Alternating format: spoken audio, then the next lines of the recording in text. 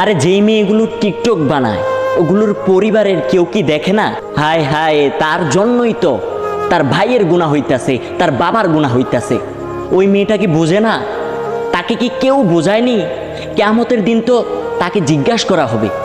তোমাকে কি কেউ বলেনি এগুলো গুনাহ, এগুলো গুনাহ, এগুলো গুনাহ?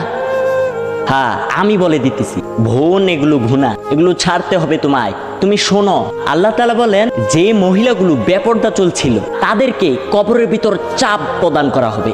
দ্বিতীয়ত, লোহা গরম করে তাদের শরীরের ভিতর ঢুকানো হবে। তৃতীয়ত, সাপ বিচ্ছু তাদের কবরে ছেড়ে দেওয়া হবে। এই যুগের মেয়েরা তো টিকটিকি অথবা তেলুয়া চোরাকে ভয় পায়। পারবে তো ওই দিন কবরের ভিতর সাপের সামনে থাকতে? পারবে তো সাপকে ভয় না করে থাকতে?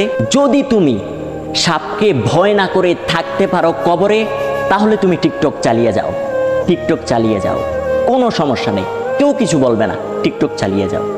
আর যদি তুমি এটা মনে করো আমি তো সামান্য ছোট ছোট বিচ্ছুকে ভয় পাই, পিপিলিকাকে ভয় পাই, আমি কিভাবে ওই সাপের সামনে থাকবো, যদি এটা মনে করো থাকো, তাহলে আজ থেকে টিকটক ছেড়ে দাও আপু, আজ থেকে টিকটক ছেড়ে দাও।